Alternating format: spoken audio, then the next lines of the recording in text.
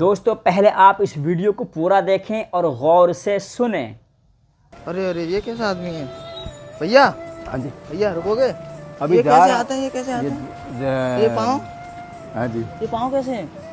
ये घुटनों के क्या बल हो चलता गया? हूँ। ये जन्म से ऐसी है जी। जन्म से ऐसे ही है? क्या करते हो? मैं भीख आज- मांगते हो क्या? भिखारी हो? ना भीख नहीं मांगता, आर्टिस्ट हूँ मैं। आर्टिस्ट? हाँ जी।